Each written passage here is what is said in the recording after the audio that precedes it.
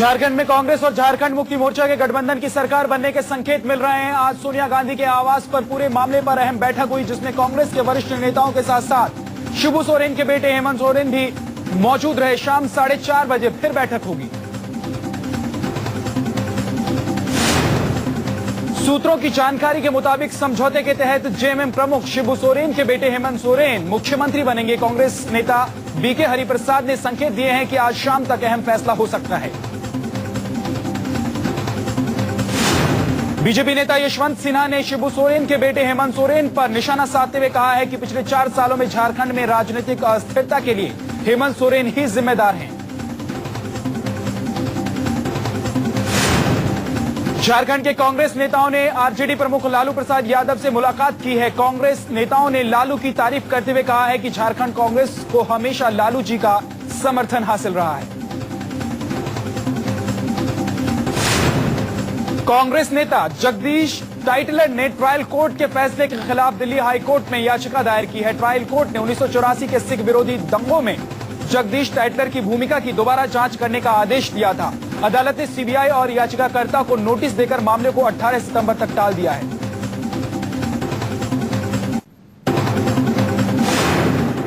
कांग्रेस नेता और केंद्रीय मंत्री बेनी प्रसाद वर्मा ने एक बार फिर एसपी अध्यक्ष मुलायम सिंह यादव पर निशाना साधा है। बेनी प्रसाद वर्मा ने कहा है कि मुलायम तो प्रधानमंत्री के घर में झाड़ू लगाने लायक भी नहीं है। सपने में आराम करने, उनको सपने में एनेक्सी याद आएगा, प्रधानमंत्री बनने, प्रधानमंत्री के घर के झाड़ू लगाने वाले नौकरी दे रहे हैं, सपने में आराम करने। बेनी प्रसाद वर्मा ने कहा है कि मुलायम सिंह यादव पीएम बनने का ख्वाब देख रहे हैं, लेकिन पहले वो पीएम के यहाँ झाड़ू लगाने वाले की नौकरी तो पाने लायक हो जाएं। सपने में आराम करने, उनको सपने में एनेक्सी याद आएगा, प्रधानमंत्री बनने, प्रधानमंत्री के घर के झाड़ू लगाने वाले नौकरी तो पाने। कांग्रेस ने बेनी के इस बयान से खुद को अलग कर लिया। कांग्रेस के प्रवक्ता मीम अफजल ने बयान की निंदा करते हुए कहा कि पार्टी का इस बयान से कोई लेना देना नहीं है। बेनी प्रसाद वर्मा एक जमाने में एसपी अध्यक्ष मुलायम के खास हुआ करते थे, लेकिन अमर सिंह के उभरने के साथ ही धीरे धीरे पार्टी में वो किनारे पर आ गए। 2007 में वर्मा ने एसपी छोड़ी और 2009 के लोकसभा चुनाव से पहले कांग्रेस में शामिल हो गए। तब से वो मुलायम को निशाने पर लेने का कोई मौका नहीं छोड़ते। एसपी के महासचिव राम गोपाल यादव के मुताबिक बेनी प्रसाद वर्मा जैसे पागल लोगों को कोई गंभीरता से नहीं लेता।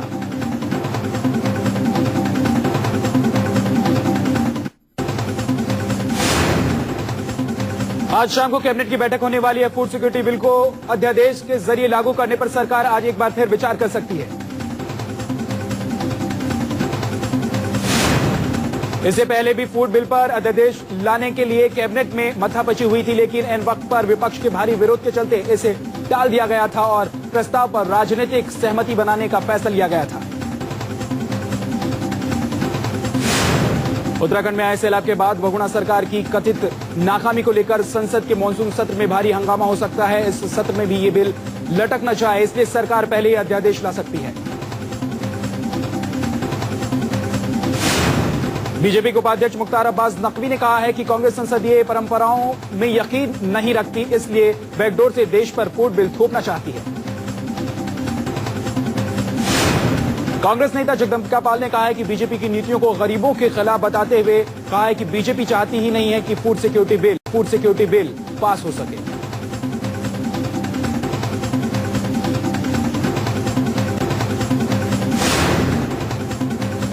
बिहार में एक रिटायर्ड रेवेन्यू कमिश्नर ने अपने घर में काम करने वाली 14 साल की मासूम बच्ची को 2 साल तक कैद करके रखा और उसे खौफनाक यातनाएं दी। 2 साल बाद बच्ची ने सामने आकर अपना दर्द बयां किया है।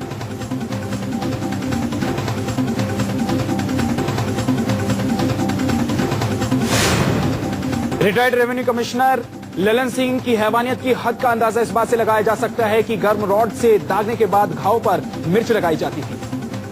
छोटा मोटा चिमकी नहीं बांधने के लिए आता था, उसके लिए लोहा को मारते थे।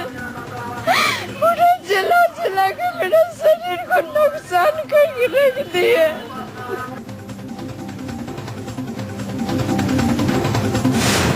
बच्ची को पानी गर्म करने वाली रॉड से दागा भी गया, यहाँ तक कि उसके अंदरूनी अंगों को भी नहीं बख्शा गया। बच्ची का आरोप है कि 2 साल तक उसके साथ ये हैवानियत होती रही। 2-3 महीना के बाद से शुरू हुआ, 2 साल हो गया। 2 साल में पैसा भी नहीं दिया, बोला कि हम शादी ब्याह में मदद करेंगे। गया उसका 2-3 महीना के बाद से शुरू हुआ, 2 साल हो गया। 2 साल में पैसा भी नहीं दिया, बोला कि हम शादी ब्याह में मदद करेंगे। मासूम बच्ची ने हैवानियत के संगीन आरोप मुंगेर के retired revenue commissioner Lalan Singh पर लगाया है। उनकी पत्नी डॉक्टर प्रभा सिंह और बॉडीगार्ड पर भी हैवानियत का आरोप है। पीड़ित बच्ची आरोपी कमिश्नर के घर में काम करती थी। बच्ची के शरीर पर जख्म के निशान साफ देखे जा सकते हैं। बच्ची के सामने आने के बाद आरोपी रिटायर्ड कमिश्नर अपने पटना के बोरिंग केनाल के अलख राज अपार्टमेंट से फरार।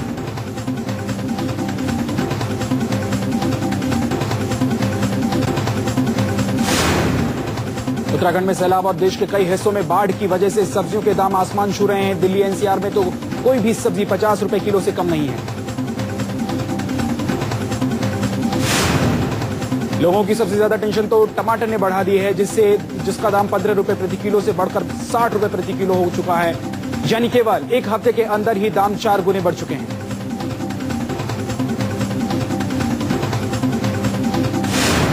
आलू के दाम में 14 रुपए की बढ़ोतरी हुई है। आलू की कीमत अब से एक हफ्ते पहले 16 रुपए किलो थी, लेकिन अब इसकी कीमत 25 से 30 रुपए प्रति किलो तक पहुंच चुकी है।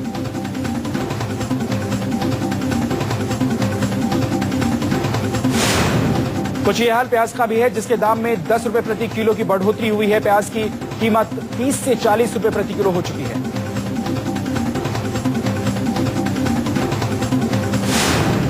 सबसे बुरा हाल तो सब्जियों के राजा कहे जाने वाले बैंगन का है। बैंगन की कीमतें पिछले हफ्ते ही 40 रुपए प्रति किलो थी और इस हफ्ते इसके दाम 60 से 70 रुपए प्रति किलो तक पहुंच चुके हैं।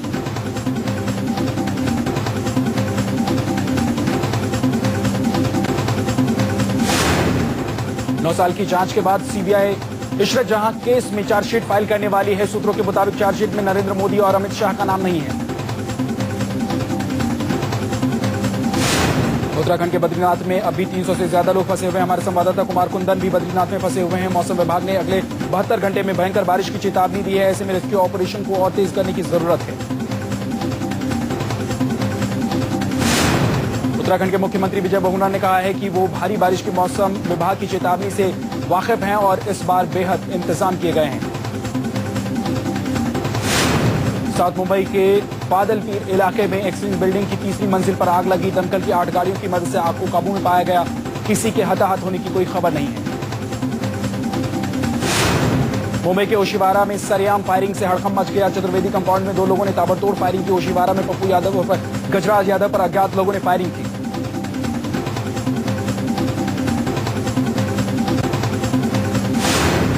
मुंबई में बेकाबू होंडा सिटी कार डिवाइडर से जा टकराई। अंधेरी लिंक रोड पर यह हादसा हुआ। हादसे में किसी के जख्मी होने की खबर नहीं है। दिल्ली में बदमाशों के हौसले बुलंद हैं। संगम विहार में रेड के दौरान माफिया ने पुलिस टीम पर ही हमला कर दिया। पत्थरबाजी से बचने के लिए पुलिस को हवाई फायरिंग करनी पड़ी। संगम विहार में माफिया के हमले में पुलिस के 3 जवान घायल हो गए, जबकि पुलिस फायरिंग में एक शख्स को गोली लगी। सभी घायलों को एम्स ट्रॉमा सेंटर में भर्ती कराया गया है। मेरठ में एक तरफा प्यार में नाकाम हुए आशिक ने पोस्टर लगाकर बदला लिया। लड़की को बदनाम करने के लिए शहर भर में आपत्तिजनक इश्तिहार लगाए। लड़की के घर वालों ने लड़के को पकड़कर पुलिस को सौंप दिया है। इस हफ्ते रिलीज हो रही संजय दत्त स्टारर पुलिसगिरी की स्पेशल स्क्रीनिंग के मौके पर मान्यता दत्त भावुक हो गई। फिल्म के बारे में पूछे गए सवाल पर आंसू छलक पड़े उनके।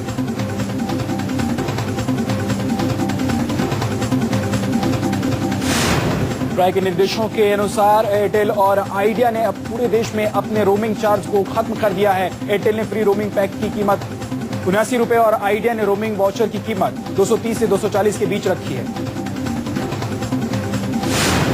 वित्त मंत्री पी चिदंबरम ने कहा है कि नए बैंक खोलने के लिए कोई लिमिट तय नहीं की गई है। बैंकिंग लाइसेंस के लिए आरबीआई के पास पब्लिक और प्राइवेट सेक्टर की 26 कंपनियों ने अप्लाई किया है। सरकार मल्टी ब्रांड रिटेल में एफडीआई नॉर्म्स में छूट देने पर काम कर रही है। विदेशी रिटेल को 10 लाख से कम आबादी वाले शहरों में स्टोर खोलने की अनुमति दी जा सकती है। सरकार इस पर विचार कर रही है।